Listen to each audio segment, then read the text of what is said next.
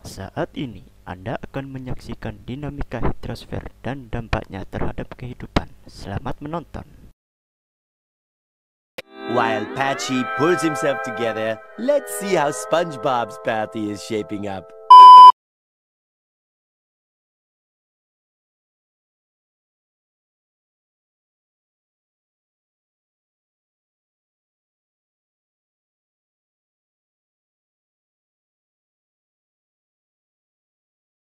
Hidrosfer adalah suatu lapisan air yang menyelimuti kerak bumi yang berasal dari kata hidros yang memiliki arti air dan sfer yang memiliki arti lapisan.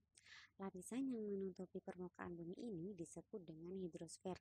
Dengan demikian, dapat dikatakan bahwa hidrosfer ini adalah lapisan air sumber kehidupan utama bagi manusia. Sedangkan untuk hidrologi merupakan ilmu yang mengkaji suatu kehadiran dan pergerakan air di bumi, seperti laut, sungai, salju, gletser, air tanah, dan uap air. Jumlah air yang ada di permukaan bumi selalu stabil. Hal ini dikarenakan adanya siklus hidrosfer yang lebih dikenal dengan siklus hidrologi. Siklus hidrologi Siklus hidrologi merupakan sirkulasi air yang tidak pernah berhenti dari atmosfer ke bumi hingga kembali lagi ke atmosfer, di mana air dapat berpindah dari darat ke udara, kemudian ke darat lagi, bahkan tersimpan di bawah permukaan dalam 3 fasenya, yaitu cair, padat, dan gas. Hal ini menunjukkan bahwa volume air yang di permukaan bumi sifatnya tetap. Meskipun keseimbangan air di bumi tetap konstan dari waktu ke waktu, molekul air bisa datang dan bisa pergi dan keluar dari atmosfer.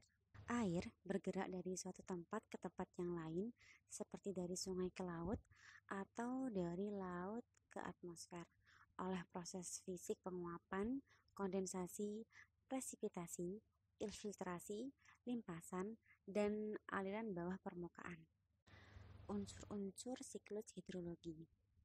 Unsur-unsur yang terdapat pada hidrosfer ini dengan berdasarkan dari sumber siklus hidrologi terbagi menjadi 9 macam, yaitu yang pertama, unsur angin.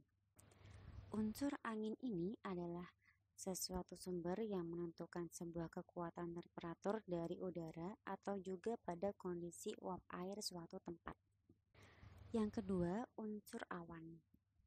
Unsur awan adalah kumpulan dari beberapa sumber titik air atau es dengan jumlah yang sangat banyak ataupun dengan merupakan bagian dari inti kondensasi tanah.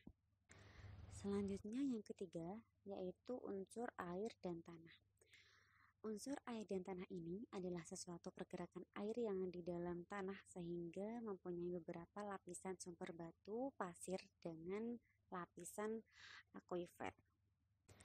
Yang keempat adalah unsur evaporasi. Unsur evaporasi ini adalah sebuah unsur yang bersumber dari peristiwa atau kejadian dari yang terjadi perubahan air menjadi uap permukaan tanah. Yang kelima ialah unsur evapotranspirasi. Unsur ini adalah gabungan dari beberapa sumber penguapan air dan tanaman ke permukaan bumi. Yang keenam ialah unsur kondensasi. Unsur kondensasi ini merupakan proses yang menampakkan perubahan wujud uap air menjadi titik-titik air di atmosfer, sehingga terbentuklah awan. Proses ini terjadi karena pengaruh rendahnya suhu udara di ketinggian atmosfer tertentu. Yang ketujuh yaitu unsur presipitasi. Unsur presipitasi ini adalah suatu bentuk cairan yang bersumber dari atmosfer ke permukaan bumi, yaitu dalam bentuk hujan. Selanjutnya, unsur runoff. Unsur runoff adalah pergerakan air hujan dari tempat yang lebih tinggi ke tempat yang lebih rendah yang terjadi di permukaan bumi. Yang terakhir ialah unsur tubuh air. Unsur ini adalah bagian air yang dapat beberapa macam sumber seperti sungai, rawa, danau, waduk, serta lain sebagainya. Baik, selanjutnya adalah siklus hidrologi ganda. Siklus ini diawali dengan proses penguapan air laut akibat panas sinar matahari atau yang biasa kita kenal dengan evaporasi. Nah, kemudian dari uap air yang naik ke atas atmosfer akan mengalami proses yang namanya kondensasi atau pendinginan uap air. Pendinginan ini terjadi akibat penurunan suhu karena perbedaan ketinggian. Nah, lama-kelamaan awan tidak mampu lagi untuk menahan beban uap air. Disitulah akan terjadi proses presipitasi atau turunnya hujan yang jatuh.